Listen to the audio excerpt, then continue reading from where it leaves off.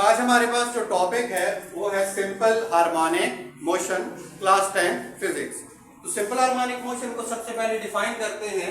Simple harmonic motion type of oscillatory motion है। Oscillatory motion को हमने लास्ट लेक्चर में तफसील से डिस्कस किया था कि ये बैक एंड फोर्थ मोशन है।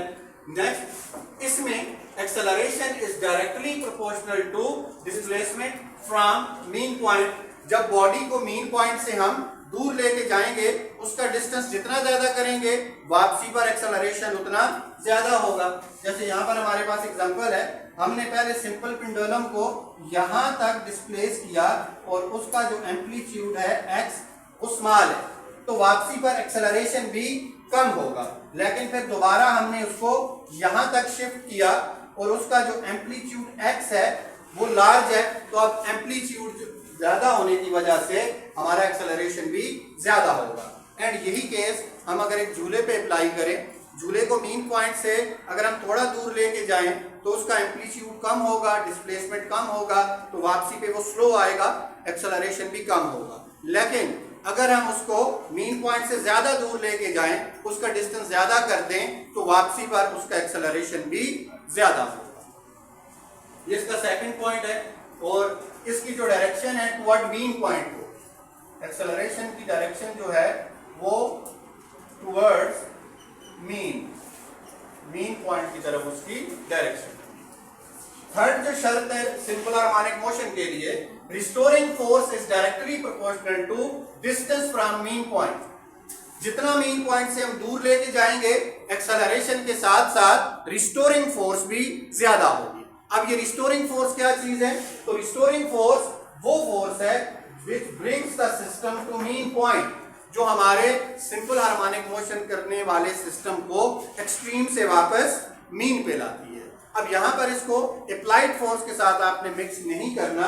अप्लाइड फोर्स, जिसको हम FAPP फॉर अप्लाइड लिख रहे हैं, force exerted by one object on other. ये एक ऑब्जेक्ट जो दूसरे पे फोर्स लगाता है उसको अप्लाइड फोर्स कहते हैं, जबकि इसके रिएक्शन में बॉडी के अंदर जो फोर्स आती है वो हमारे पास रिस्टोरिंग फोर्स कहलाती है। इसी रिस्टोरिंग फोर्स और अप्लाइड फोर्स को समझने के लिए हमने सिंपल पेंडुलम लिया। जब इसे मैं मीन से एक्सट्रीम पे लेके जा रहा हूं, तो मैंने इसके ऊपर खुद अप्लाई की एक फोर्स जिसे F अप्लाइड कहती है। जब सिस्टम एक्सट्रीम पॉइंट पर आ गया, तो अब वापसी के लिए रिएक्शन के तौर पे उस पर रिस्टोरिंग फोर्स आ चुकी है। सिंपल पेंडुलम के केस में इस रिस्टोरिंग फोर्स का सोर्स वेट है। जो सिंपल पेंडुलम का वेट है वो इसको वापस मीन पे लेके जा रहा है और वो रिस्टोरिंग फोर्स जनरेट कर रहा है। मैस स्प्रिंग सिस्टम की हम बात करें तो हमने उसको मीन से एक अप्लाइड फोर्स लगाकर नीचे एक्सट्रीम पॉइंट पर मैस को शिफ्ट किया। अब यहाँ पर आप महसूस करेंगे कि ये वापस जाने की कोशिश कर रहा है। इट्स मीन वापसी की फोर्स इसके पास मौजूद है, हालांकि वो फोर्स हम अप्लाई नहीं कर रहे। तो ये जो वापसी की इसके पास फोर्स है, इसको रिस्टोरिंग फोर्स कहते हैं। और स्प्रिंग के केस में इसका सोर्स इलास्टिसिटी है। जो स्प्रिंग की लचक है वो खींचने की वजह से अपने अंदर रिस्टोरिंग फोर्स स्टोर कर लेती है, फिर उसी की मदद से एक्सट्रीम पॉइंट से मीन पर चली जाती है। सिंपल हार्मोनिक मोशन के बारे में जो एक इंपॉर्टेंट पॉइंट या नोट हम लिख रहे हैं, every simple harmonic motion oscillatory होता है, क्योंकि हम पहले ही कह चुके हैं कि ये टाइप ऑफ ऑसिलेटरी मोशन है। But every oscillatory motion is not simple harmonic motion.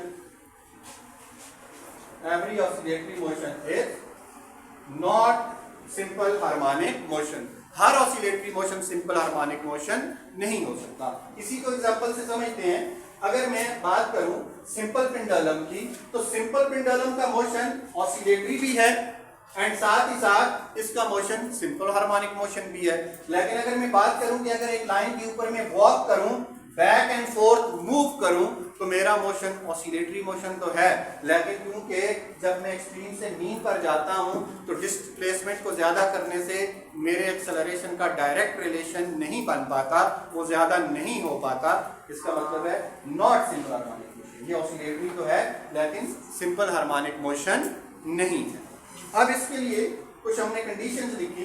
सबसे पहली जो मैथमेटिकल कंडीशन है, acceleration is directly proportional to displacement from mean point. x is displacement, अगर x ज्यादा होगा तो हमारा एक्सेलरेशन भी ज्यादा होगा। यहां पर जो नेगेटिव साइन है ये बताता है कि एक्सेलरेशन जो है वो डायरेक्टेड टुवर्ड्स मीन है, डायरेक्टेड टुवर्ड्स मीन, आपकी बॉडी का एक्सेलरेशन मीन की तरफ डायरेक्ट कर रहा है। दूसरे नंबर पर इसकी जो कंडीशन है, एट मीन पॉइंट, जब आपकी बॉडी मीन पॉइंट पर मूव करके जाएगी तो क्या क्या चीजें होंगी। जब आपकी बॉडी मीन पॉइंट पर जाएगी ड्यूरिंग द मोशन, तो आपका वहां पर जो एक्स कवर हुआ था वो जीरो हो जाएगा। जो एम्पलीट्यूड कवर करके बॉडी गई थी वापस मीन पे आई तो वो जीरो हो चुका है। अगर एक्स जीरो हो जाएगा तो आपकी रिस्टोरिंग फोर्स भी मीन पॉइंट के ऊपर जीरो हो जाएगी और आपका एक्सेलरेशन भी मीन पॉइंट के ऊपर जीरो हो जाएगा। बट जो इंपॉर्टेंट पॉइंट है वो ये है कि आपकी जो वेलोसिटी है वो मीन पॉइंट पर मैक्स होगी। आप जानते हैं झूले को अगर आप देखें तो मीन पॉइंट से गुजरते हुए वो सबसे तेज वेलोसिटी के साथ जाता है, तो वेलोसिटी मैक्स होगी। अगर वेलोसिटी मैक्स है मीन पॉइंट के ऊपर तो काइनेटिक एनर्जी जो आपकी है वो भी मैक्स होगी और फिर पोटेंशियल एनर्जी जो है वो जीरो। इस बात को दोबारा समझ लें, इसमें सारे पॉइंट्स हैं। जब body during simple harmonic motion mean point पर आती है तो उसका एम्पलीट्यूड वापस से जीरो हो जाता है। अगर x जीरो हो गया तो रिस्टोरिंग फोर्स भी जीरो, क्योंकि 9th के अंदर हम पढ़ चुके हैं कि जो रिस्टोरिंग फोर्स है F restoring is equal to minus k x, Hooke's law जो हमने पढ़ा था, तो उसमें x जीरो तो restoring force zero, force zero है तो एक्सेलरेशन भी जीरो। लेकिन वेलोसिटी मैक्सिमम, जब वेलोसिटी मैक्सिमम हो तो काइनेटिक एनर्जी मैक्सिमम और पोटेंशियल जीरो। इसकी बनिस्बत अगर इसी को हम इन्वर्ट करें एट एक्सट्रीम पॉइंट,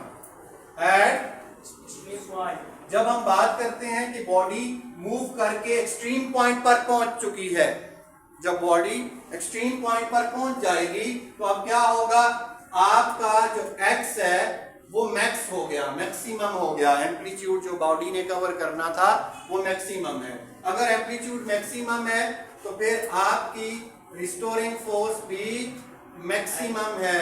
अगर रिस्टोरिंग फोर्स मैक्सिमम है तो आपकी वहां पर एक बात होगी कि बॉडी रुकेगी थोड़े पॉइंट के लिए, टाइम के लिए, तो वेलोसिटी क्या हो जाएगी, जीरो। अगर वेलोसिटी जीरो हो गई तो फिर आपकी जो काइनेटिक एनर्जी है वो भी जीरो, लेकिन आपकी जो पोटेंशियल एनर्जी है वो वहां पर क्या हो जाएगी, मैक्स हो जाएगी, मैक्सिमम। तो ये वाली जो कंडीशन है वो उसकी बनिस्बत उल्ट कंसीडर होंगी। अब यहाँ पर हमारे पास जो मेन पॉइंट है सिंपल हार्मोनिक मोशन में, जब बॉडी मीन टू एक्सट्रीम जाती है, मीन टू एक्सट्रीम, तो उसको लेके जाने वाली जो चीज है वो कौन सी है। और जब बॉडी एक्सट्रीम टू मीन, वापस एक्सट्रीम से मीन पर आती है तो तब कौन एक्टिव होगा। एक्सट्रीम टू मीन तो हम जानते हैं बॉडी को रिस्टोरिंग फोर्स लाती है, लेकिन जब बॉडी मीन पे आ जाती है तो फिर दोबारा एक्सट्रीम पर कैसे जाती है, तो उसको लेके जाने वाली चीज जो है वो इनर्शिया है। यानी सिंपल हार्मोनिक मोशन जब कोई बॉडी एग्जीक्यूट करती है, परफॉर्म करती है, तो रिस्टोरिंग फोर्स और इनर्शिया उसको कंटिन्यूअसली एग्जीक्यूट करते रहते हैं, चलाते रहते हैं।